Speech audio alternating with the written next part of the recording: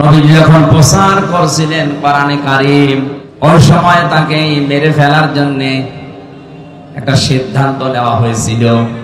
দারুন নদওয়ার এই বৈঠকে, তার মানে আবু জেহেলের ওই সময় সংসদ ছিল দারুন নদওয়া। এই সংসদ ভবনে আবু জেহেল 24 জন তার পার্লামেন্টের যে সদস্য আছে তাদেরকে নিয়ে বসে তড়ি ঘড়ি করে সিদ্ধান্ত নিচ্ছিল মুহাম্মদ রাসূলুল্লাহর ব্যাপারে। সিরিয়া থেকে এক মুরব্বির সুরত নিয়ে শয়তান নিজে ওই বৈঠকে হাজির। এক একজন এক একটা পরামর্শ যখন দিচ্ছিল, বিভিন্ন পরামর্শ যখন দেয়, কেউ বলে আবার ওনাকে জেলখানায় পাঠিয়ে দেন, 3 বছর তো বন্দী অবস্থায় ছিল। যেই বলে জেলখানায় আবার পাঠিয়ে দেন, ওই যে মুরব্বি দাড়ি বড় বড়, জোপা গায়ে দিয়ে, পাগড়ে মাথায় দিয়ে, হাতে তসবিহ নিয়ে এক কোনায় বসে আছে। এই মুরব্বি বারবার ভেটো দেয়, কি করবেন ওরে জেলখানায় দিয়ে? 3 বছর রাখার পরে দেখলেন না ওর জনপ্রিয়তা আরো বেড়ে গেছে। ওরা বলছে ঠিক আছে, তাহলে এটাই হবে না, আর কি করা যায়? আরেকজন পরামর্শ দিচ্ছে, এক কাজ করেন, দেশ থেকে তাড়িয়ে দেন। সবাই প্রায় ওইদিকে রাজি রাজি। হঠাৎ ওই মুরব্বি ভেটো দিয়েছে, না, তাড়িয়ে দিয়ে করবেন কি? ও বাইরের দেশে যে দল পাকাবে। সবাই এবার ঘুরে তাকাচ্ছে, কি গো, কোন মুরব্বি তুমি? তোমারে তো দেখি নাই। বলে তোমরা মুরব্বির কথা শোনো, যে দেখবা। ডাক দিয়ে বলে, মুরব্বির কথা যদি তোমরা মেনে নিতে পারো, আমি একটা পরামর্শ দিতে পারি। সবাই ঘুরে তাকিয়েছে, হ্যাঁ বলেন। আমার মনে হয় পৃথিবীতে এখনো এরকম মুরব্বির সুরত নিয়ে অনেকেই ধোঁকা দিচ্ছে। পৃথিবীর কোন জালেমরা এত বড় বড় সিদ্ধান্ত নেয় না, কিন্তু আলেম নামে কিছু জালেম বড় বড় পাগড়ে নিয়ে, জব্বা নিয়ে, সিরিয়ার এই শয়তানের সুরত নিয়ে এসে এমন এমন তাক লাগায়, ঢাক দেয়, শেষে জালেমরা পর্যন্ত দিক দাঁড়া হারিয়ে ফেলে। ডাক দিয়ে বলছে, তোমরা এক কাজ করো, লোকটারে ছেড়ে দিলেও হবে না, দেশ থেকে তাড়িয়ে দিলেও হবে না, ওর চ্যাপ্টার ক্লোজ করে দাও, মেরে ফেলো। সিরাত ইবনে হিশাম যিনি লিখেছেন, তিনি বলেন, এই যে 24 জন যারা বড় বড় নেতা, পার্লামেন্ট সদস্য, এই মুরব্বির কথা শোনার পরে কেউ প্রতিবাদ করে নাই, সবাই নিশ্চুপ। কি বুঝলেন এখান থেকে আপনি বলেন? একটা নিরপরাধ মানুষকে মেরে ফেলার জন্য সিদ্ধান্ত দেওয়া হচ্ছে, অথচ একটা লোকও কথা বলছে না। 1500 বছর আগে শুধু এরকম হয়েছিল, 1500 বছর পরে এখন পৃথিবীতে এরকম হয় না। এটা আমি এ দেশের কথা না, পৃথিবীর 228টা রাষ্ট্র আছে, যে কোনো এক দেশের কথা বলছি।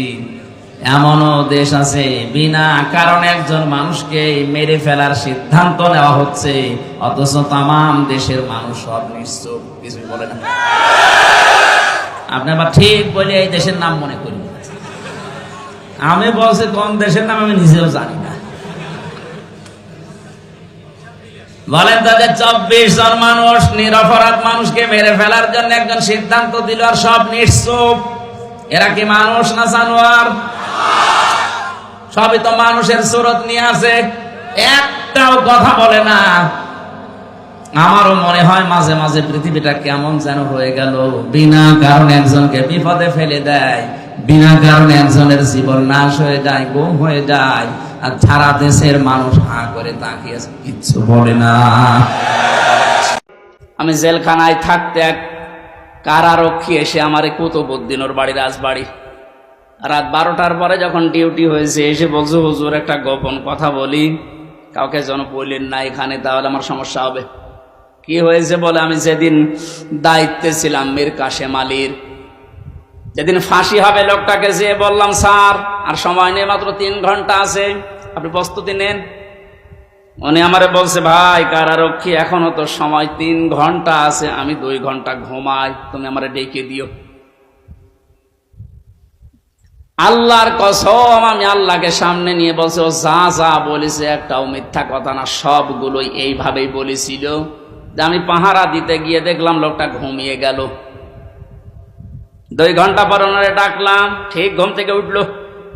গোসল করে ওযু করে শেষের নামাজটা শেষ করে একটা চা বানিয়ে বলছে নেন। বললাম স্যার আমি চা খাবো না। আপনার কিছুক্ষণ পরে বলে জানি আমি, আর মাত্র 15 মিনিট আছে। জল্লাদ শাহজাহান এসে গেছে, ডাক দিয়ে নিয়ে যাচ্ছে, বলেন চলেন। উনি আমারে বলছিল ভাই আমির হামজা আপনাকে আমি বলি আমিও তো মানুষ, উনিও মানুষ, মাত্র 3 ঘন্টা জ্বরে পর ফাঁসি, তার 2 ঘন্টা ঘুম আসলো কি করে? এই লোকটার সন্তান ব্যারিস্টার আরমান, উনি কিন্তু ওই সময় জানে যে তার ছেলে গুম হয়ে আছে, মরে গেছে না বেঁচে আছে তাও জানে না। বাংলাদেশ না বিশ্বের ভেতরে যদি আমার মনে হয় 100 জন মানুষ থাকে যে মানুষকে কর্মসংস্থান তৈরি করে দেয়, তার ভেতরে মীর কাসেম আলী একজন। কত কিছু দুনিয়ায় তার ছড়িয়ে আছে, আপনি হিসাব করতে পারেন কি? হামজার মতো সে, তার স্ত্রী সন্তান কোথায় আছে সে কিচ্ছু জানে না। এই কঠিন মুহূর্তে তার নিজের হাজারো যারা অনুসারী, তার সহকর্মী যারা, মানুষ পালিয়ে বেড়াচ্ছে, জেলখানায় আছে, আটক আছে, মরে গেছে, এসব কিছু তার কাছে সংবাদ আসতেছে। এমন কঠিন সময়ও লোকটা 2 ঘন্টা ঘুমিয়েছে। এমনি ঘুম আসবে না, অবশ্যই আমার আল্লাহ তাকে সূরা হামিম সেজদার 30 নাম্বার আয়াত ফেরেশতা দিয়ে শুনিয়েছে। হাজারো ফেরেশতা তার জন্য আল্লাহ পাঠিয়ে সান্ত্বনা দেয়, আল্লাহ তাখাফু ওয়ালা তাহজানু, কোনো ভয় নেই, কোনো চিন্তা নেই। আবশিরু বিল জান্নাহ, ওই জান্নাতের সুসংবাদ গ্রহণ করো, আল্লাতী কুনতুম তুআদুন, যার ওয়াদা আল্লাহ করেছে। আমার মনে হয় ঠিক মীর কাসেম আলী শহীদ উনি আল্লাহর ফেরেশতাদের দ্বারা শুনতে পেয়েছিলেন, সন্তান ব্যারিস্টার আরমানের জন্য চিন্তা নেই, হাজার হাজার সহকর্মীর জন্য চিন্তা নেই, ওগুলো আল্লাহ সব দেখবে, তুমি জান্নাতে প্রবেশ করো। তাছাড়া আর কি করে ঘুম এসেছে আমার তো বিশ্বাস হয় না। আমিও তো ছিলাম, আমার তো ঘুম আসতো না। রাতের পরে রাত আমি বিনা ঘুমে কাটিয়েছি। ঘুম আসে না, কি করবো? 2-3টা ঘুমের বড়ি খেয়েও ঘুম আসে না। অথচ লোকটার 2 ঘন্টা 2.5 ঘন্টা পরে ফাঁসি, আর বলছে আমি 2 ঘন্টা ঘুমিয়ে নেই। আপনি কি যা তা মনে করেন এটা? এই লোকটার সন্তান ব্যারিস্টার আরমান 8টা বছর তার স্ত্রী জানতো না যে লোকটা মেসি আছে না মারা গেছে। গতকালকে তিনি একটা ভিডিওতে বলছিল আমি আমার পরিবারের আশা ছেড়ে দিয়েছিলাম, কারণ খাবার দিত পচা খাবার, অধিকাংশ সময় আমার রোজা রেখে কাটানো লাগতো। কোথায় পৌঁছিয়েছে তারা এই মানুষগুলো? আর উল্টা পাল্টা এখনো পর্যন্ত অনেক জালেমের দোসররা ধারণা করে যাচ্ছে যে কি করেছি যে আমাদের দেশ থেকে তাড়িয়ে দিল। কি করেছেন আপনি টের পাচ্ছেন না? আপনি যদি কিছু না করেন, আপনার শুধু আইনা ঘরের কারণে ফাঁসি হওয়া দরকার। মানবতার সাথে যেটা কত বড় মারাত্মক অপরাধ আপনি টের পাচ্ছেন না এখনো? যারা ছিল তাদেরকে একটু জিজ্ঞাসা করেন। এদিকে 1.5 হাত, ওদিকে 1.5 হাত। আমার যে মাটির নিচে ছিলাম ওখানে তাও তো এদিকে 3.5 হাত, এদিকে 2.5 হাত ছিল, আর ওনার আরো ছোট। এরপরও জালেমদের পক্ষে আপনি সাফাই গান, জালেমদের পক্ষে কথা বলেন। আপনি মানুষ, আপনারও বিবেক মরে গেছে। মজলুম অবস্থায় এখনো আছি, এখনো পর্যন্ত অসুস্থ, আমার শরীর এখনো স্বাভাবিক হয়নি, এখনো মুসাফির অবস্থায় আছি। দোয়া করছে আল্লাহ কিয়ামতের আগে কোন জালেম যেন এই দেশে আর ফিরে আসতে না পারে। আল্লাহর কাছে যা করেছিলেন ওনাকে বলেন, উনি ইচ্ছা করলে মাফ করে দিতে পারে। কিন্তু হামজার সাথে, ব্যারিস্টার আরমানের সাথে যা করলেন, এটা আমরা যতক্ষণ মাফ না করবো আপনি মাফ পাবেন না। কারণ আপনি আমাকে আর আরমানকে শুধু কাঁদিয়েছেন তা না, আমার স্ত্রীকে কাঁদিয়েছেন, আমার মেয়েকে কাঁদিয়েছেন। আমার ছোট মেয়েটা আজ পর্যন্ত আমার চেনে না, আমার কাছে আসে না, ভয়তে বলে যে হুজুর, ওরকম হুজুর বহু আসে। কারণ সে 8-9 মাস ওরা রেখে গিয়েছিলাম, 3 বছর পর, ওর এখন 4 বছর বয়স, ও জানবে কি করি? সুতরাং আপনি শুধু আমার একা ক্ষতি করেননি, আমার মা বাবার ক্ষতি করেছেন, আমার স্ত্রীর ক্ষতি করেছেন, আমার সন্তানের ক্ষতি করেছেন, আমার সংসারটা নষ্ট করে দিয়েছে। সব কিছু এরকম হামজা একা, লক্ষ লক্ষ মানুষের দেশে আমার মতো ব্যক্তি। আপনি মাফ পাবেন কয়জনে? 1 জন, 2 জন, 5 জন মাফ, কয়জন মাফ করতে পারে বলেন? এই লোকটাকে যদি আপনি মেরে ফেলেন তাহলে ওনার বিচার কি? ওনারও মেরে ফেলা লাগবে। ওনাকে যদি আমি মেরে ফেলি, আমার একটা বিচার এই যে আমাকে যদি মেরে ফেলেন তাহলে বিচার শেষ। কথা বোঝেন আমার? আর একটা সিস্টেম আছে, হ্যাঁ, ওনার স্ত্রী, ওনার মা বাবা, সন্তান আদি যারা, ওরা যদি মাফ করে দেয় টাকা পয়সা নিয়ে, জরিমানা নিয়ে, তাহলে মাফ হবে। তাছাড়া আর কোন সুরত নেই। ওই 10 বছর, 15 বছর, 18 বছর, 30 বছর জেল দিয়ে ও লোকটা শুধু জেল খাটাই হবে, তার উপর আবার আরেকটা জুলুম হয়ে যায়। কিন্তু ওনাকে মাপ পাওয়ার জন্য কোরআনে কারিমে হাদিসে যে দুইটা বিষয় আমরা পাই, এক নম্বরে ওনারে মাপ পাওয়ার জন্য ওনারে মেরে ফেলা লাগবে। এক কথা বলে না কেন? 2 নম্বরে শুধু মেরে ফেলা না, ওনার আত্মীয় স্বজন যদি টাকা পয়সা নিয়ে দিয়ে বলে যা মাফ করে দিলাম, ঠিক আছে। তাছাড়া মাপ পাওয়ার আর কোন লাইন আছে? লাইন আছে? ওনার জীবন কয়টা? উনি আমাকে মেরেছে, আমি ওনাকে মেরে ফেললাম, শেষ হয়ে গেল। কিন্তু ওই লোকটা যদি 500 মানুষ, 2700 ছাত্র হত্যা করার কারণ হয়, ওকে 2700 বার মারা লাগবে। পরে 2700 বার মারা যাবে? এমনি মরে গেছে, এমনি মরে যাচ্ছে, তো 2700 বার মারা যাবে কোন কায়দায়? একবার মরলেই তো শেষ। 2699 বার এখনো মারা লাগবে, তো আমি মারবো কি করে? কারণ এতগুলো মানুষ এই কয়েকদিনে আমার সামনে 14 জন মারা গেছে, বুঝকে আমার সামনে। আমি মরণের পরে 5 তারিখে যেদিন স্বাধীন হয়ে যায়, 6 তারিখে সকাল বেলায় প্রত্যেকের বাড়িতে আমার যা সমর্থ ছিল, এমনিতে আমি মুসলিম, যতটুকু পেরেছি 2 মাস চলার মতো তাদেরকে দিয়ে এসেছি। হাসপাতালে গিয়েছিলাম দেখতে, এক একজনের যে অবস্থা, এই জায়গায় গুলি লাগিয়ে, এই জায়গায় বন্দুক লাগিয়ে দিয়েছে, এই জায়গায় লাগিয়ে দিয়েছে, লজ্জাস্থান নষ্ট হয়ে গেছে। এরকম বহু মানুষ হাসপাতালে কাতরাচ্ছে এখনো, শুধু কুষ্টিয়া, বাকি জেলাগুলো তো আমি তো জানি না এখন সব খবর। আর এই 8-9 দিন ছিলাম তো বাইরে, এই জন্য সব খবর জানিও না। সুতরাং আমাকে যদি আপনি একজন মারার জন্য মেরে ফেলতেন, আমার তো বিচার হয়ে যেত। আমি তো কারণ হয়ে দাঁড়িয়েছি 2700 মানুষ মারা, আমাকে তো 2700 বার মারা লাগবে। এই জন্য এই বিচার এখন আর দুনিয়ায় নেই, এই বিচার করার জন্য আল্লাহ আখিরাত বানিয়েছে। 2700 বার আপনাকে মারবে, আপনার লজ্জা স্থান নষ্ট করে দেবে। এই জন্য বলছি, জালেম যারা আছেন এখনো ফিরে এসে সে সমস্ত মানুষের উপরে জুলুম করেছিলেন, ওনাদের কাছে যান, ওনারা যদি কিছু করতে পারে। তাছাড়া আল্লাহ জানিয়েছেন যে আমি মাফ করব না, কারণ এটা আমি দায়িত্ব ছেড়ে দিয়েছি যাদের উপরে জুলুম করেছিল তাদের উপর। এখন তাদেরকে বলেন, ওনারা যদি মন থেকে কিছু করে, তাছাড়া আপনি দুনিয়াও ধ্বংস করেছেন, আপনার আখিরাতও ধ্বংস হয়ে যাবে। আল্লাহ তুমি আমাদেরকে জালেম হওয়া থেকে রক্ষা করো। এই শব্দটা শুনতে যদিও সহজ মনে হচ্ছে, জালেম, এটা কত বড় নিকৃষ্ট আল্লাহর কাছে। কারণ জালেমদেরকে আল্লাহ বারবার কোরআনে জানিয়েছেন, আল্লাহু লা ইয়াহদিল কওমাজ জালিমিন, জালেমদের আমি পথ দেখাই না, হেদায়েত দেই না। আমরা যদিও অনেকে বলে, হুজুর আমাদের কেন্দ্রীয় আমির বারবার দোয়া করে, তো দোয়া করে করবো কি? জালেমদের তো হেদায়েত হবে না, জালেমদের কোনো হেদায়েত নেই। আর জালেমকে ক্ষমা করে দেওয়ার অর্থ হচ্ছে মাজলুমের উপরে অবিচার করা। আপনি কোনদিন ব্যারিস্টার আজমির কে আরমান, ব্যারিস্টার আরমানের স্ত্রীর কাছে মাপ পাওয়ার কথা না, সে মানুষ ছিল আপনার মতো। এরপরও বলছে আপনারা চেষ্টা করেন, যদি মাপ পান, না পাইলে বুঝবেন আপনার দুনিয়া আখিরাত ধ্বংস হয়ে গেছে।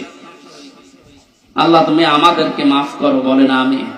কোরআনের বিচার যতদিন পর্যন্ত কায়েম না হচ্ছে, বসে থাকার, থেমে থাকার আমাদের কোনো সুযোগ নেই। যে যেখান থেকে আসি আমরা চেষ্টা চালাবো, চর্ম চোখে দেশে দেখতে চাই আল্লাহর কোরআন দিয়ে বাংলাদেশটা চলছে। কারণ আমরা তো দেখলাম যে বাবা চালালে কেমন লাগে, চাচা চালালে কেমন লাগে, স্বামী চালালে কেমন লাগে, বউ ভাবি সবাই চালিয়েছে, সবই দেখলাম যে কেমন লাগছে। একটা জিনিস এখন দেখতে বাকি আছে, যে কোরআন দিয়ে, আল্লাহর কোরআন দিয়ে রাষ্ট্র চালালে কেমন লাগে, এটা দেখতে বাকি আছে না?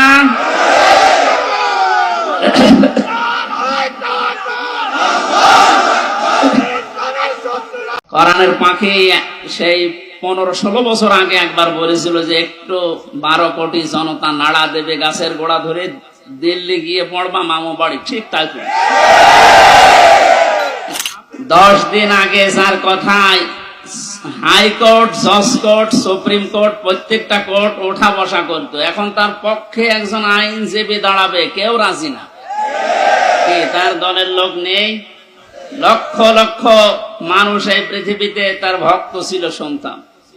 এখন একটা বিচারপতি দাঁড়াবে, একটা উকিল দাঁড়াবে তার পক্ষ নিয়ে, কেউ রাজি নামে জালেমের পক্ষে।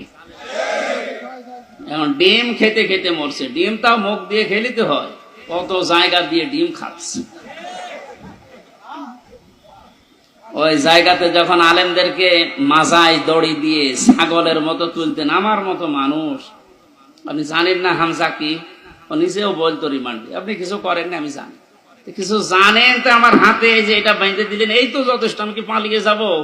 পায়ে দিয়েছে ডান্ডা বেড়ি, মাজায় দিয়েছে দড়ি, মনে হচ্ছে ছাগল টেনে নিয়ে যাচ্ছে। আর ওই কোর্ট চত্বরে মানুষগুলো, কিছু মানুষ কান্ত, আর কিছু শয়তান আসে দেখে টিপ্পনি কাটছে, যা হচ্ছে ঠিকই হচ্ছে, এবার ঠেলা টের পাও।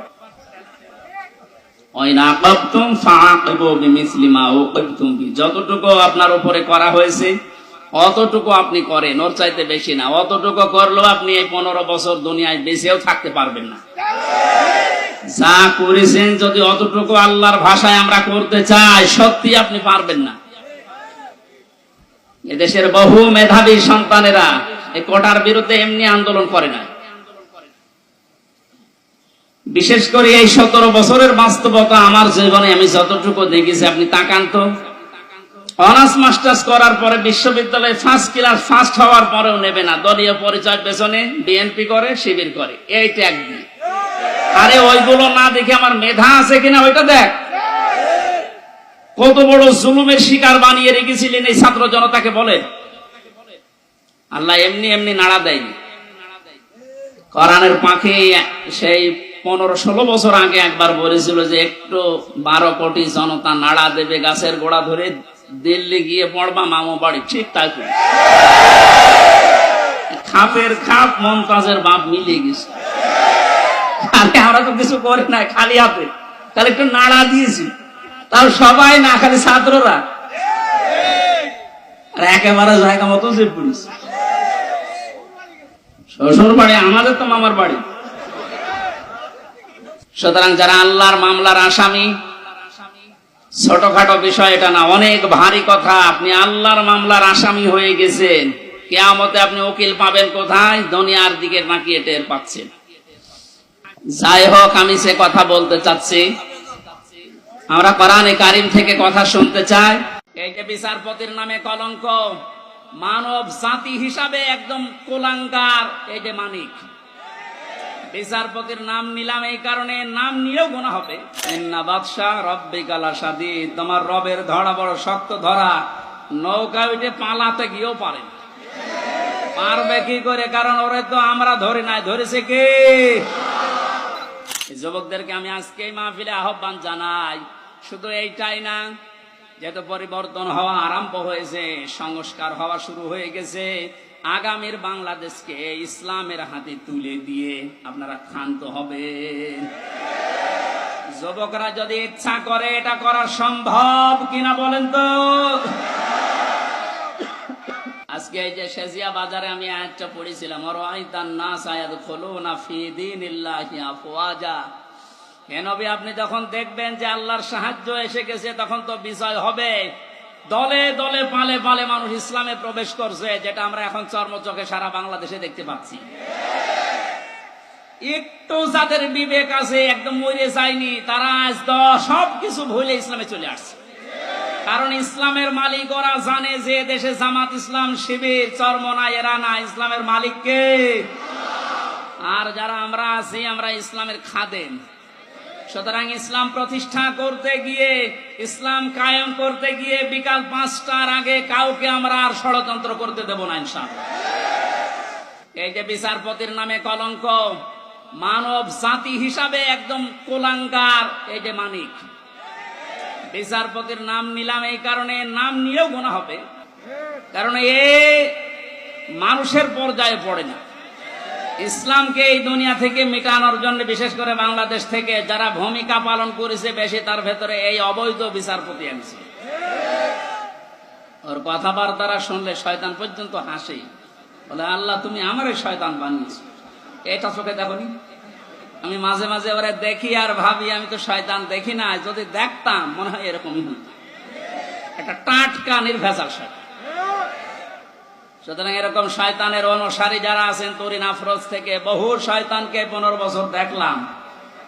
এখন ইসলামের যে উর্বর ভূমি বাংলাদেশে হচ্ছে, চলছে, কায়েম হওয়ার পথে বাধা দিতে আসলে কিন্তু বিকাল 5টার আগে কোনো ছাড় নেই। এটা তো গেল কামলাদের। আর যিনি জমির মালিক এই যে বসে আছে, উনি যদি এসে দেখে সব ধান নষ্ট করে ফেলেছে, এরপরে উনি কিছু বলছে না, তাহলে মানে ওনার কোনো শক্তি নেই। বিশ্বাস করেন, মনে মনে চিন্তা করেন ওনার শক্তি নেই তা না, এখন হয়তো কিছু বলছে না, গোপনে ওনার কোনো কিছু আছে। যেদিন ধরবে ওদিন বাপ বলার সময় দেবে না, যেটা আমার আল্লাহ এখন মালিক হিসাবে করছে। ইন্না বাদশা রব্বিকা লাশাদীদ, তোমার রবের ধরা বড় শক্ত ধরা। নৌকা উঠে পালাতে গিয়েও পারে না। পারবে কি করে? কারণ ওরে তো আমরা ধরি নাই, ধরেছে কে? এদের কারণে হাজারে অবৈধ আইন মন্ত্রীর কারণে হাজার হাজার মানুষ আইনের এই জায়গায়, ন্যায় বিচারের জায়গায় অবিচার পেয়েছে বেশি। তার বাস্তব প্রমাণ আমি নিজে না, সিএমএম কোর্ট, জজ কোর্ট, হাইকোর্ট মিলিয়ে আমার মামলা কতবার তুলেছে। এই যে আমার মামা বসে আছে, মামা শ্বশুর, আমার চাচা ছিল ঢাকায়, বাবা তো ওগুলো বোঝে না ভালো, রাত দিন দৌড়া চাকরি করে বেটা, এরপরও রাত দিন এখানে ওখানে উকিল ধরে করবে কি? কারণ যারাই ধরবে, যত বড় উকিল ধরুক, আর এক উকিল তো বসে আছে ওখান থেকে, যতক্ষণ সিগন্যাল না পাবে আমার নাকি বের হওয়ার কোনো একটা বিচার হলো। আর প্রতিদিন টিভির সামনে এসে সন্তান যে নাকি লেকচার দিচ্ছে যে আমরা ন্যায় বিচার কায়েম করে ছড়িয়ে দিয়েছি। এই ন্যায় বিচার। আমার মতো মূল্য চুরির মামলায় যদি 33-32 বার হাইকোর্টে মামলা ওইটা জামিন না দেয়, কিসের ন্যায় বিচার? যেটা এখন সব পরিষ্কার হয়ে গেছে। 15 বছরে কোন ন্যায় বিচারে দেশে কায়েম হয়নি, পুরাটা হয়েছে অবিচার। আল্লাহ যেটা নিজে এখন ধরিছে। এই জন্য সাবধান। আল্লাহ এমনি কিছু বলছে না, অনেকে মনে করছে এত কিছু করে কিছু হয় না। এখন কিছু টের পাচ্ছেন? আলেমদের মাথায় দড়ি দিয়ে ছাগলের মতো, গরুর মতো যখন টেনে নিয়ে যেত ওই কোর্টে, বারান্দায় দাঁড়িয়ে অনেক শয়তান দেখলাম হাসতেছে আর টিপ্পনি কাটতেছে। যে দেশে আর হুজুর নেই, আমির হামজা, এই মাওলানা মামুনুল হক, এরে ধরলো, আর হুজুর নেই দেশে। তাদের কত সুন্দর সুন্দর কথা, ফেরেস্তার মতো কথা বলে, আর এরা উঠলে শুধু রাজনীতি করে। ধরেছে, ঠিকই হয়েছে। এখন আপনি টের পাচ্ছেন কি হচ্ছে?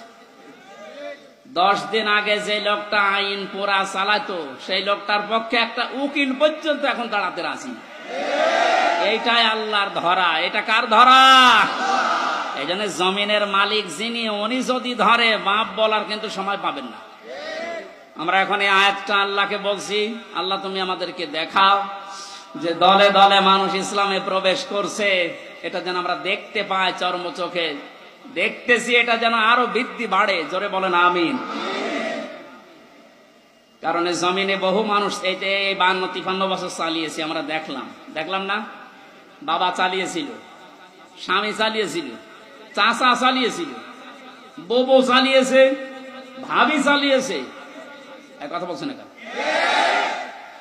কিন্তু কোরআন দিয়ে চললে দেশটা কেমন দেখা যায়, এটা এখনো আমরা দেখি না।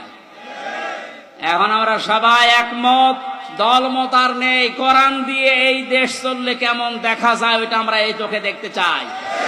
কারা কারা দেখতে রাজি আছেন দেখি? লিল্লাহি তাকবীর।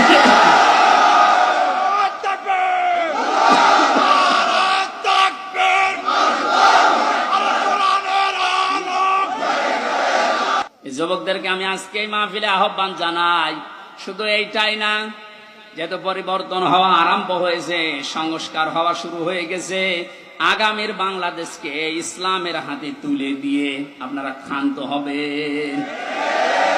যুবকরা যদি ইচ্ছা করে, এটা করা সম্ভব কিনা বলেন তো?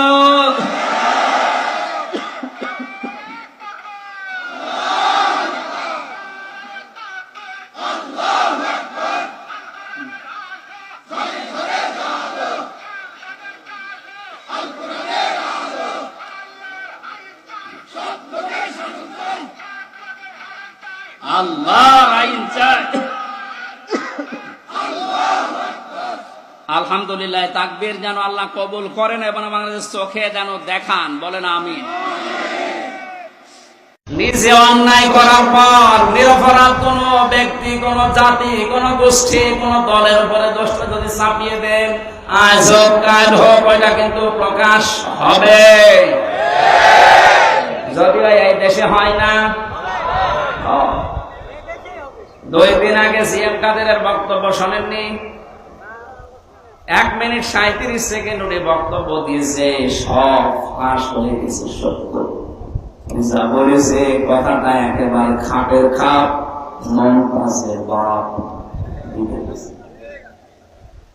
আমি নাম নিলাম না, তাই বাস্তবে এটাই। নিজে অন্যায় করছে না, নিজে জুলুম করছেন, আর একটা নিরপরাধ ব্যক্তি, গোষ্ঠী, দল, জাতি তার উপরে দোষটা চাপিয়ে নিজে মনে করছেন আমার কিছু হবে না, আরে উপরে বসে উনি তো আর ক্ষীর খাচ্ছে না, উনি সব দেখতেছে।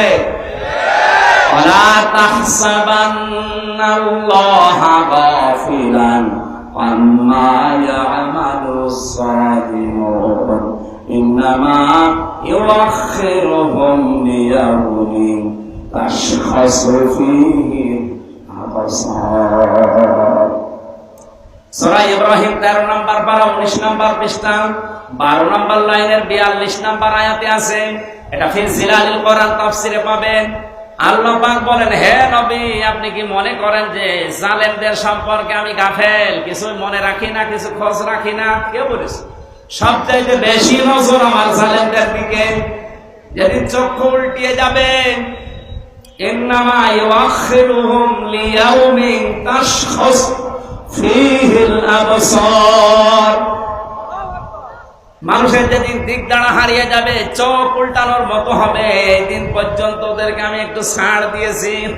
সুতরাং জালেম যারা আছেন, নিজের নফসের উপরে, পরিবারের উপরে, সমাজের উপরে, জনগণের উপরে জুলুম করছেন, থামেন আপনি। আপনাকে আল্লাহ ছাড় দিয়েছে, ছেড়ে দেবে না। কোরআনে কারিমের সবচেয়ে ভয়ঙ্কর আয়াত আমার কাছে সূরা শুরা 25 নম্বর পারা 6 নম্বর পৃষ্ঠা 12 নম্বর লাইনের 42 নম্বর আয়াতটা মনে হয় আমার কাছে। আপনি দেখেন তো, ইন্নামাস সাবিলু আলাল্লাযীনা ইয়াজলিমুনা নাস ওয়া ইয়াবগুনা ফিল আরদি বিগাইরিল হক। এটা কি আয়াত? আল্লাহ পাক বলেন, অবশ্যই আমি আল্লাহ মামলা দেব। এই এদিকে তাকান। অবশ্যই আমি আল্লাহ মামলা দেব, আমি কেস করব, আমি বাদী। কে বলে তো? আল্লাহ নিজে মামলা দেবেন, বিচার করবেন কে? আসতে বলেন। মামলা দেবেন কে? বিষয়টা কেমন মনে হচ্ছে?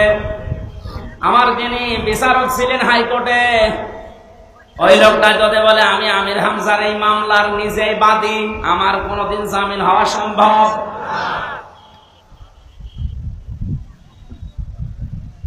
আরে ভাই, আমি তো 3 বছর থেকে আসলাম অন্য কারণে। আমার যদি এরকম কোন সাধারণ মানুষ মামলার বাদী হতো, ওর মুখ বন্ধ করার জন্য 5 লাখ 10 লাখ 50 লাখ টাকা মুখের উপরে মেরে মুখটা বন্ধ করে দিতাম।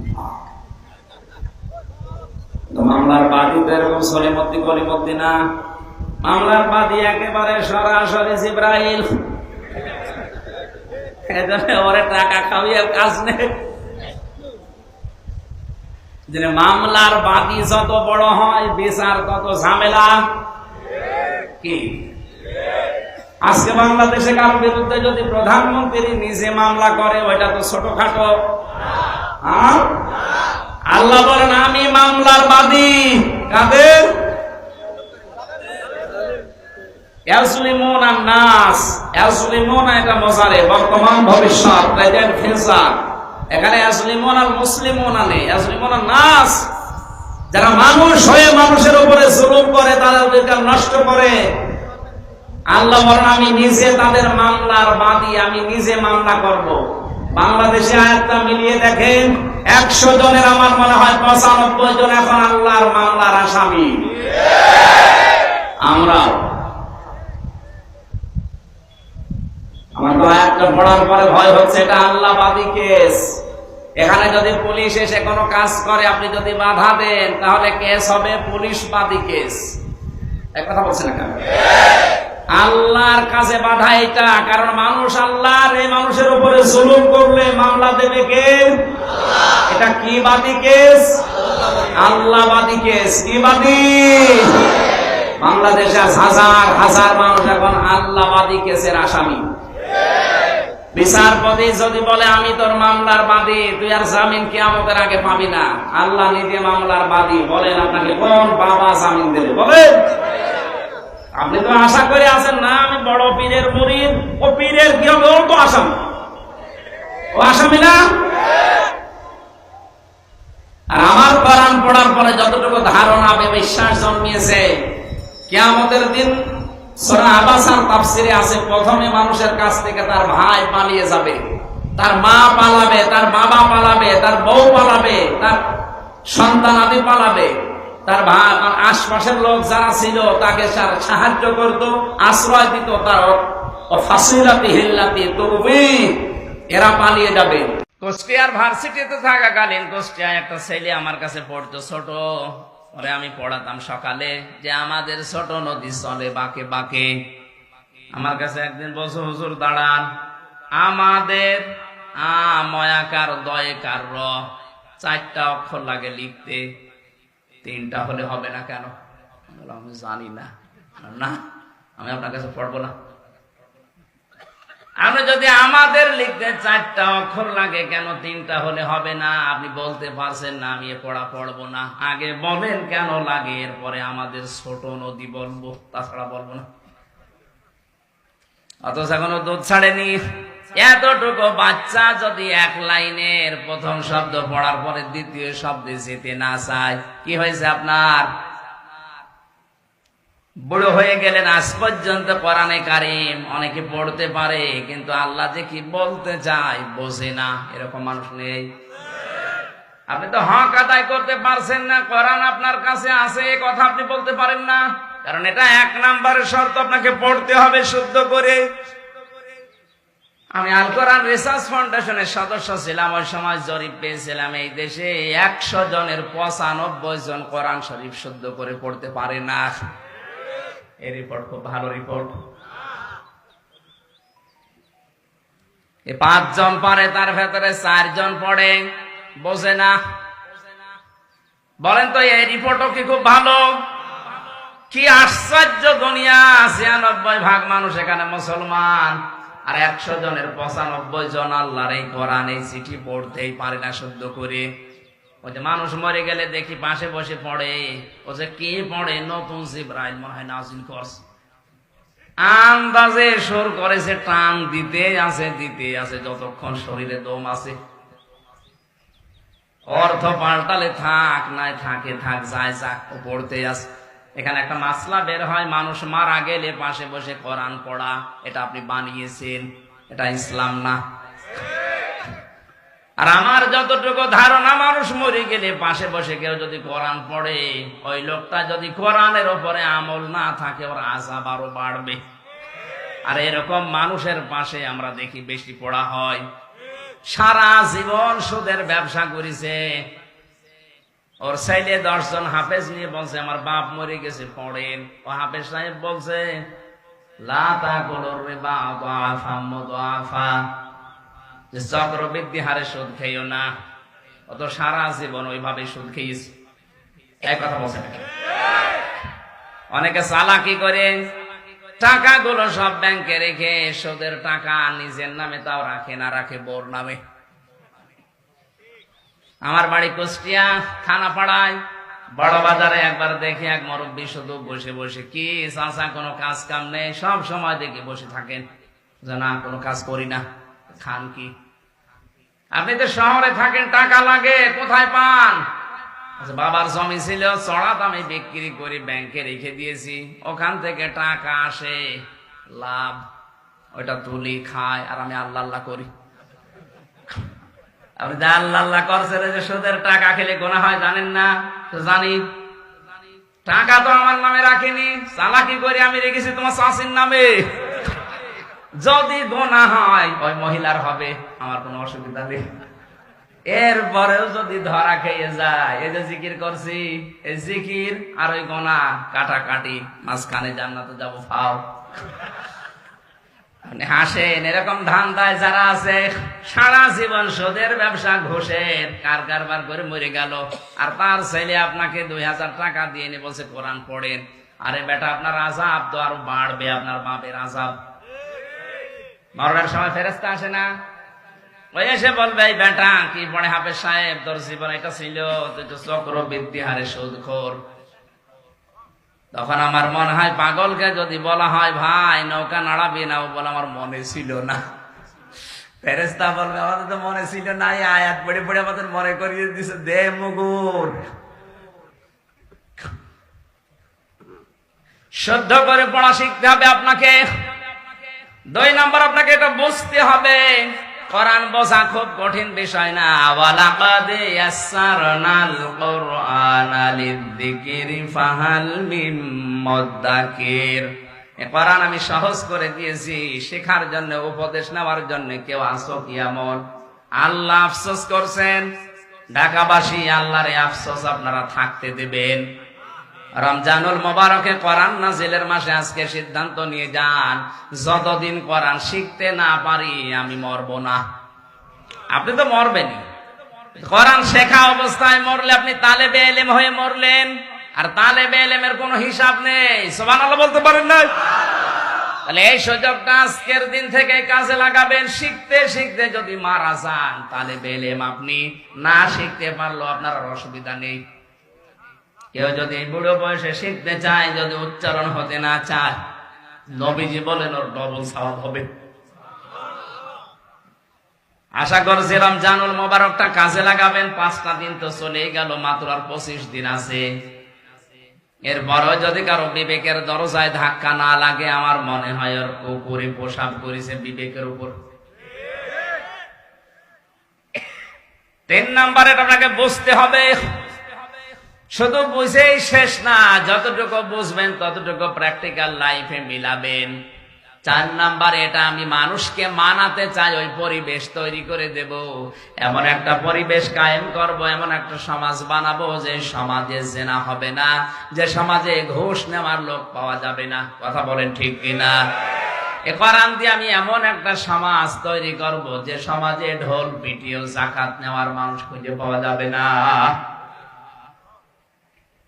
বাংলাদেশের একটা থানার জরিপ আমি পড়েছিলাম, সাতক্ষীরার কলারোয়া, গরিব এলাকা, মাছের ঘের দিয়ে ব্যবসা করে খায় এলাকার মানুষেরা, অথচ ওই এলাকার ব্যাংকে যে টাকা পড়ে আছে, পত্রিকায় জরিপ এসেছিল, ওই টাকা যদি তুলে শুধু যাকাত দেওয়া হয়, আমার মনে হয় ওই থানায় আর গরিব মানুষ পরবর্তী বছরে খুঁজে পাওয়া যাবে না। ও বাংলার মুসলমানেরা, সাতক্ষীরার কলারোয়ার চাইতে ঢাকার উত্তরখানে গরিব মানুষ বেশি।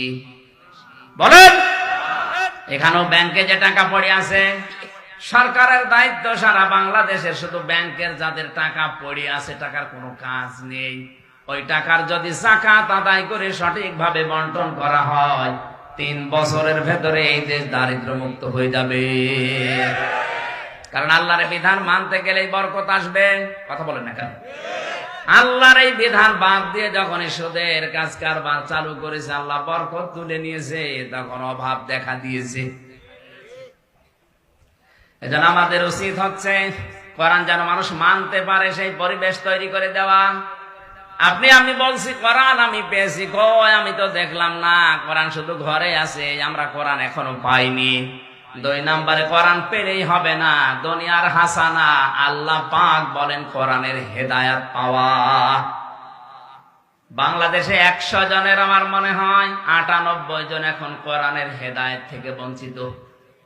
মনে মনে করতে পারেন, কই আমি তো পেয়েছি। কে বলেছে আপনি কোরআনের হেদায়েত পেয়েছেন? কোরআনের হেদায়েত পাইনি এই যে নরসিংদীর গিরিশচন্দ্র সেন, এ বেটা হিন্দু মানুষ, আমাদের চাইতে কোরআন পড়েছিল বেশি, বুঝেছিল বেশি, লিখেছিল বেশি, ও তাফসীর লিখেছে, কিন্তু কোরআন থেকে হেদায়েত পায়নি, কারণ ওর মন ছিল না। কি ছিল না? বলেন বলেন। আপনার যদি আজকের আলোচনা থেকে মন তৈরি না হয়, কিছু মানুষ দেখলাম হেঁটে হেঁটে কয়েকজন চলে যাচ্ছে, আমি জানি ওর ঘা লেগেছে। আমি কাবার শরীফ তাওয়াফ করার সময় সে আয়াতটা দেখলাম পড়ছে মানুষ। রুকনে ইয়ামিনী থেকে হজরে আসওয়াদ, এই জায়গাটা লক্ষ লক্ষ মানুষেরা পড়ছে। এই আয়াতটা এই সময় দেখি লক্ষ লক্ষ মানুষেরা পড়ছে। আমি ওই সময় বুঝছিলাম না যে কেন এই আয়াত পড়ে। বাংলাদেশেও মানুষ এই একই আয়াত পড়ে, মোনাজাত করলেই বলে রব্বানা আতিনা ফিদ দুনিয়া হাসানা। কি আছে এর ভেতরে? বিশ্ববিদ্যালয়ে আসার পরে আমি 42টা তাফসীর এক জায়গায় মিলিয়েছিলাম, দেখি এর ভেতরে কি আছে। ব্যাখ্যাগুলো এক জায়গায় করে করে দেখো, আল্লাহ দুনিয়া আখিরাতের সব এই আয়াতের ভেতরে ঢোকানো। আমরা আজকে তাফসীর আকারে কথা বলবো এই আয়াত থেকে। আছেন তো আধা ঘন্টা মতো, ইনশাআল্লাহ। আমার ভাইরা এবার আসেন আমরা দেখি এর ভেতরে কি আছে। আল্লাহ রাব্বুল আলামিনের কাছে শুধু সারা জীবন দোয়াই করে গেলাম, রব্বানা আতিনা ফিদ দুনিয়া হাসানা। হে আল্লাহ দুনিয়ায় হাসানা দাও। আল্লাহ যদি বলে হাসানা কি, কি বলবেন আপনি? নাকি বলবেন রব্বানা আতিনা ফিদ দুনিয়া হাসিনা? আল্লাহ পাক বলেন যা হাসিনা তোরে দিয়েই দিলাম। হাসিনা মানে সুন্দরী, আর হাসানা মানে কল্যাণ। হাসানা শব্দের 99টা অর্থ আছে। হাসানা মানে কল্যাণ, স্বস্তি, শান্তি, নিরাপত্তা, সুখ, এরকম কতগুলো অর্থ তাফসীরে আছে। আমি সবগুলো একটা একটা করে মিলাবো ইনশাআল্লাহ। কিন্তু দোয়া আপনাকে বোঝা লাগবে। মোনাজাত সারা জীবনই করছেন, রব্বি হাবলি মিনাস সালিহিন। এক ইমাম সাহেব এই দোয়া করতে, মুসল্লি বলছে হুজুর সারা জীবন একই দোয়া করেন, এই দোয়ার মানে কি? ইমাম সাহেব বলছে আমি জানি না। জানেন না মানে? সারা জীবন দোয়া করে রব্বি হাবলি মিনাস সালিহিন, আর দোয়ার মানে জানেন না? আপনার দোয়া মানে বলা লাগবে, আমি জানি না। এক আলেমের কাছে গিয়ে বলে হুজুর বলেন তো আমাদের ইমাম সাহেব এই দোয়া পড়ে, দোয়ার মানে কি? ইমাম সাহেব এই দোয়া পড়ে তো দোয়া না, শুধু কোরআনের আয়াত। এর অর্থ হচ্ছে আল্লাহ তুমি আমাকে একটা নেককার সন্তান দাও। ও মুসল্লি মনে করছে যে হুজুরের মনে হয় ছেলে মেয়ে হয় না। যে বলছে হুজুর ছেলে মেয়ে কয়টা? 11টা। 11টা ছেলে মেয়ে, এরপরে দোয়া করেন, আপনার লজ্জা আছে কেন? আপনি তো দোয়ার মানে জানেন না, আমি আজকে জেনে আসলাম। ও দোয়ার মানে আল্লাহ তুমি আমাকে একটা নেককার সন্তান দাও। তা আপনার তো 11টা ছেলে মেয়ে আছে, এরপরও একই দোয়া পড়েন, আপনি কি দেশ ভরে ফেলাবেন? ইমাম সাহেব বলছে বাবাজি এ দোয়ার মানে এই, আমি যদি আগে জানতাম তো 10 বছর আগে দোয়া বাদ দিতাম। আমি তো জানি না, আমি পড়িয়েই যাই, আল্লাহ দিয়েই যায়। আপনি সেই ছোটবেলা থেকে রব্বানা আতিনা ফিদ দুনিয়া হাসানা পড়ছেন, আসলে কি জানেন এর ভেতরে কি আছে? আমি ছোট্ট এই জীবনে আয়াত জানিয়ে গবেষণা করে চিন্তা ভাবনা করে 16টা জিনিস পেয়েছি। কেউ যদি বলে আল্লাহ দুনিয়ায় হাসানা দাও, আল্লাহ বলেন দুনিয়ার হাসানা 10টা। কয়টা? দুনিয়ার কল্যাণ যদি কেউ পেতে চান এই 10টা জিনিস তাকে পাওয়া লাগবে। অফিল আখিরাতি হাসানা, আখিরাতের হাসানা দাও বলেন 5টা। ওই 5টা যদি কেউ পায় সে আখিরাতের হাসানা পাবে। ওয়াকিনা আযাবান নার, জাহান্নাম থেকে আমাদেরকে বাঁচাও। আল্লাহ পাক বলেন জাহান্নাম থেকে বাঁচার উপায় একটা। কয়টা? এখানে 10, এখানে 5, আরো 1, কত হয়? এই 16টা জিনিস আয়াতে আছে। আসেন আমরা তাফসীর আকারে প্রবেশ করি। জবান খুলে কোরআনের এই আয়াত একবার পড়েন। আউযু বিল্লাহি মিনাশ শাইতানির রাজীম। বিসমিল্লাহির রহমানির রহিম।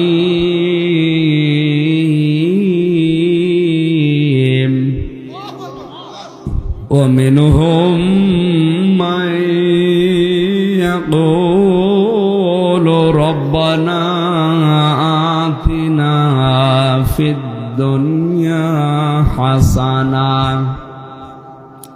وفي الآخرة حسنة وقنا عذاب النار।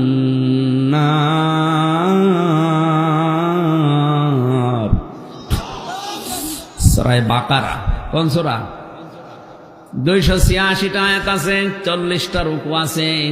আমরা মাত্র একটা আয়াত পড়েছি, আয়াতের সংখ্যা 201।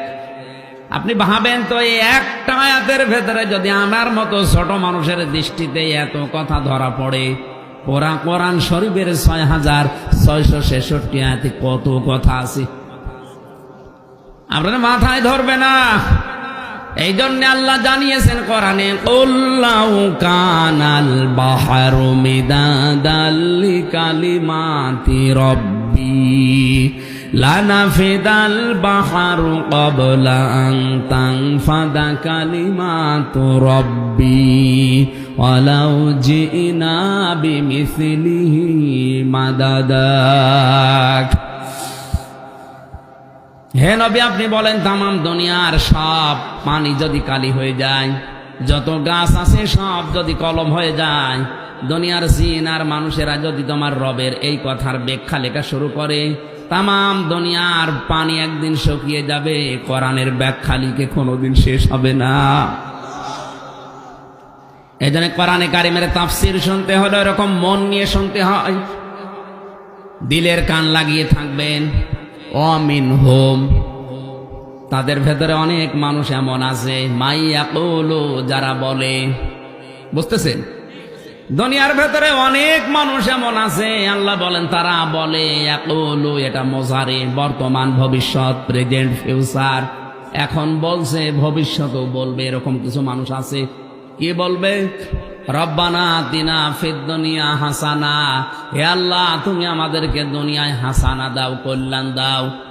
আল্লাহ পাক বলেন, দাঁড়া, তোর এই মোনাজাত কবুল হবে কিনা তুই নিজের জীবনে মিলা। যদি 10টা জিনিস তুই দুনিয়াতে পাস, তাহলে বুঝবি তুই দুনিয়ার হাসানা পেয়েছিস। নারায়ণগঞ্জবাসী এবার নিজেদের সাথে আপনি মিলাবেন। ছোটবেলা থেকেই তো এই মোনাজাত করছেন, দেখেন তো আপনি পেয়েছেন কিনা। 1 নম্বরে দুনিয়ার হাসানা, কোরআনে কারিম পাওয়া। কি পাওয়া? এখন যদি বলেন কোরআন তো পেয়েছি, কোরআন আমার ঘরে আছে, না। সূরা বাকারা 1ম নাম্বার পারা 18 নম্বর পৃষ্ঠা 4 নম্বর লাইনের 121 নম্বর আয়াতে এই আয়াতের দলিল দেওয়া আছে, আল্লাযীনা আতাইনাহুমুল কিতাবা ইয়াতলুনাহু হাক্কা তিলাওয়াতি। খুব ভালো করে শুনবেন। আল্লাহ পাক বলেন, আমি যাদেরকে কিতাব দিয়েছি, কোরআন দিয়েছি, তারা এর হক আদায় করে তেলাওয়াত করে। হক আদায় করে পড়ার অর্থ 4টা। কয়টা? আরো সরি, আপনি যদি বলেন আমি কোরআন পেয়েছি, দুনিয়ার হাসানা পেয়েছি, তাহলে 4টা জিনিস আপনাকে কোরআনের ব্যাপারে মানা লাগবে। আপনি এবার মিলাবেন এই 4টা পেয়েছেন কিনা। 1 নম্বরে কোরআন আপনাকে শুদ্ধ করে পড়তে হবে। পারেন আপনি? না। কত মানুষ পড়ে দেখি, যা যা নাসরুল্লাহি ওয়াল ফাত, হয়েছে? হ্যাঁ, না হয়নি। ইদা জাআ নাসরুল্লাহি ওয়াল ফাত, হয়েছে? হ্যাঁ, হয়নি। অথচ কেউ কিছু বলছে না, ওনারা মনে করছে হয়েছে। এখানে যে সাদ ছিল, আমি সিন বললাম, অর্থ হয়ে গেছে আকাশ পাতাল। নুন সাদ র নাসর মানে সাহায্য, আর নুন সিন র নাসর মানে ঈগল পাখি। আপনি মুখটা গোল না করে যদি সোজাসুজি বলতে চান আমার মতো, ইদা জাআ নাসরুল্লাহি ওয়াল ফাত, যখন আল্লাহর সাহায্য আসবে তখন আপনি বিজয় দেখতে পাবেন। আর আমি আগে যেটা পড়লাম অর্থ হচ্ছে, যখন আপনি বিজয়, যখন ঈগল পাখি আসবে তখন বিজয় পাবেন। আল্লাহর কথা পুরা উল্টিয়ে ফেলেছেন। আপনি মনে করছেন আমি পারি না, তাই কেন পারেন না? কেন? যারা বলে আমি জানি না তাই মানি না, এটা আপনার ডবল অপরাধ। আপনি জানেন না কেন? আপনাকে জানা লাগবে। কেউ দুনিয়ায় মায়ের পেট থেকে জেনে আসেনি, সবাই দুনিয়ায় এসে জেনেছে। ওরা যদি জানতে পারে, আপনি জানেন না কেন? যেন আজকে থেকে কোরআন শুদ্ধ করে পড়বো এই নিয়ত করেন। আপনি কোরআন পেয়েছেন বললেই তো হচ্ছে না, কোরআন শুদ্ধ করে পড়া জানা লাগবে। 2 নাম্বার, এটা বোঝা লাগবে। এখানে 100 জনের 98 জন মানুষ কোরআন বুঝবে না। তাহলে দুনিয়ার হাসান আপনি কি পেলেন? খালি দোয়াই করে যাচ্ছেন, আপনার দোয়া ইমাম সাহেবের মতো মাঠে মারা যাচ্ছে, দোয়া করিয়ে যাচ্ছে, ছেলেমেয়ে হয়েই যাচ্ছে।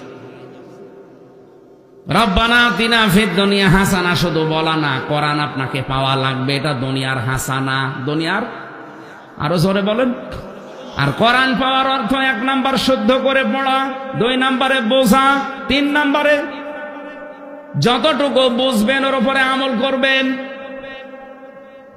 10 কারণে মানুষের ঈমান ভেঙে যায়, ঈমান আর থাকে না। ওই ঈমান নিয়ে আপনি জান্নাতে যেতে পারবেন না। সব হাদিস থেকে আর তাফসীর থেকে তোলা। 1 নাম্বারে যারা শিরিক করে, এর দলিল আছে সূরা জুমারের 65 নাম্বার আয়াতে। লম্বা করে বলতে গেলে আয়াত শেষ হবে না, এই জন্য বলছি না। 2 নাম্বারে যারা কুফরি করে সূরা বাকারার 38 নাম্বার 39 নাম্বার আয়াতের মাঝে আছে। 3 নাম্বারে যারা নেফাক করে, মুনাফিকি করে, এখানে পয়েন্ট আকারে দিয়েছে সব ধর্মকে যারা সমান মনে করে এদের ঈমান নষ্ট হয়ে গেছে। আর বাংলাদেশে এখন এইটা বেশি। আপনি মনে করছেন 96% মুসলমান, কে বলেছে? এদেশে তো এখন জরিপ অনুযায়ী 15% মুসলমান নেই। কারণ এই 10টা পয়েন্ট আমি মিলিয়ে দেখেছি। 100 জনের মাত্র 15 জন বিশ্ব নবীকে আদর্শ হিসাবে মানে, আর বাকি 85 জন আছে তা না নাই। আমার ভাষা বোঝা যায়? 4 নাম্বারে, যে 4 নাম্বারটাই বলছিলাম, বিশ্ব নবী ছাড়া অন্য কারো আদর্শকে যারা মেনে নিয়েছে তাদের ঈমান ভেঙে গেছে। কারণ আল্লাহর ঘোষণা দেওয়া নেতা এই পৃথিবীতে কয়জন? আরো জোরে কেন বলেন তো? আমি আগে 10টা শেষ করি নাকি? আপনারা আছেন তো নাকি? 5 নাম্বারে আল্লাহর বিধানকে যার ভালো লাগে না, এটার দলিল হচ্ছে সূরা মুহাম্মদের 9 নাম্বার আয়াতে আছে। 6 নাম্বারে যারা দ্বীনের কোন বিধানকে কটাক্ষ করে, উপহাস করে, এটাও দিন দিন বেড়ে যাচ্ছে। গত 2-3 দিন আগে চলছে ইনশাআল্লাহ, আলহামদুলিল্লাহ, সুবহানাল্লাহ কেন বলা লাগবে, এই নিয়ে টক শো হচ্ছে।